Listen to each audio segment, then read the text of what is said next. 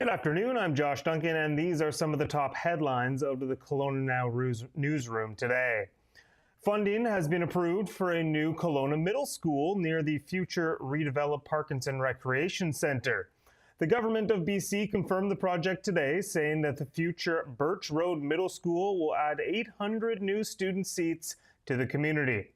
Although the new school was first hinted at in 2022, very little has been shared throughout the redevelopment process of the 50-year-old Parkinson Rec Centre, which just received its building permit yesterday to start construction. What we do know is that it's going to be located in the lot closest to where Bernard and Birch meet in the northwest corner of the property, and the school project expected to cost a hair over $100 million. Central Okanagan Board of Education Chair Julia Fraser said a new middle school in the heart of Kelowna will ease pressure on other schools and be an exciting offering for local students and families. There is no construction timeline at this time, no opening date available either. However, the Parkinson Rec Centre, slated to open by 2027, would not expect the school to open before that date. Okay, fire updates. A lot has happened in the last 24 hours with regards to the Mine Creek wildfire burning around the Coquihalla Summit. Basically, right after I got off air yesterday, photos and information started to surface from motorists that the fire had arrived at the highway in full force, and did it ever. We have a quick clip to share of what motorists saw while driving through the area around 3:30 p.m. yesterday.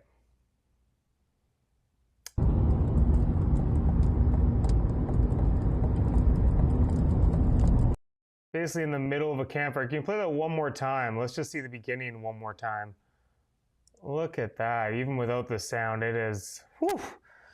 Crazy flames. Those harrowing scenes came less than a day after the BC Wildfire Service said they were not responding to the blaze and it was not a threat to the Coquihalla. Well, a shift in winds, which got heavy, and the hot temperatures changed the situation drastically in a matter of hours. On Wednesday, the highway was shut down shortly before 4 p.m. It remains closed this afternoon, around 24 hours later.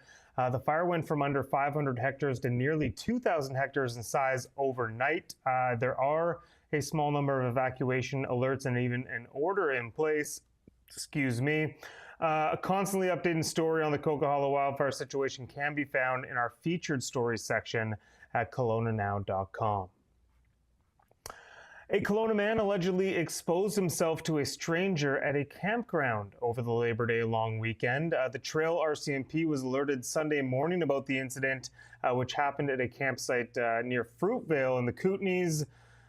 They learned that the man allegedly approached the victim at a campsite, pulled down his pants, and engaged in an indecent act. Police say the man was told to leave and did so after further persuasion.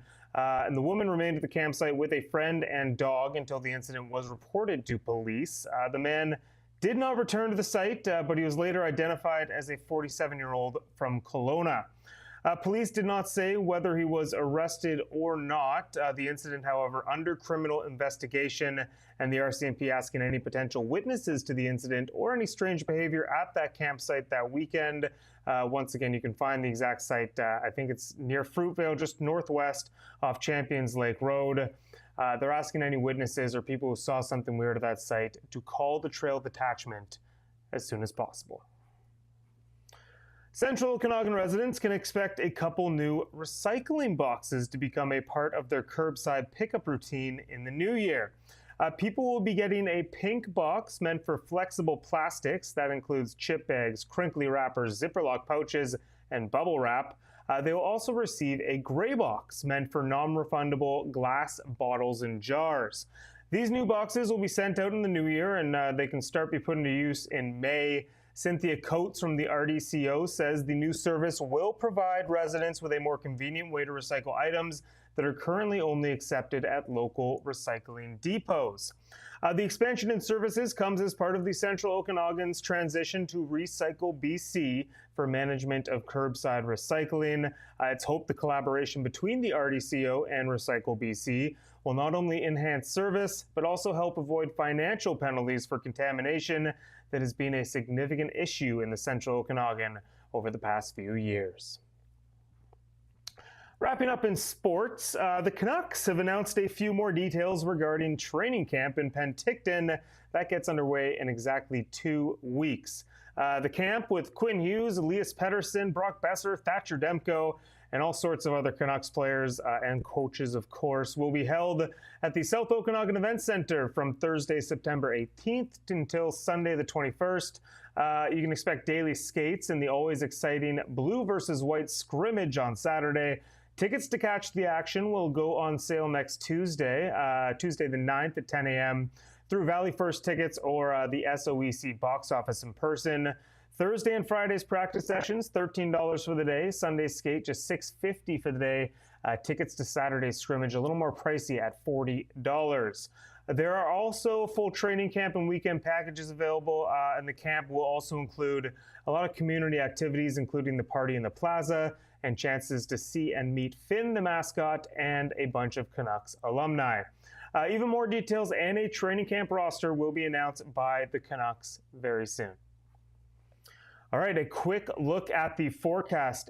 Quickly, actually, Kelowna broke another temperature record yesterday, hitting 35.9 degrees to mark the hottest September 3rd in the city's recorded history. The previous high mark, 34.8 in 1998. Okay, currently 25 under smoky skies, and even though the projected high was 33 today, we likely are not getting close to that because of that smoke. Low of 14 overnight, then it looks like more smoke tomorrow, unfortunately. The high is 33, although the smoke probably means we're not getting up to that point once again. All right, that is it for me today, but you can read up on all these stories and plenty more over at KelownaNow.com. I am back in this chair tomorrow for a look at more Kelowna headlines, and we will see you then.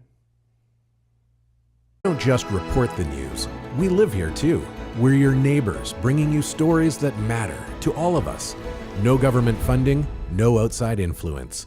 Kelowna Now, local, independent. News you can trust.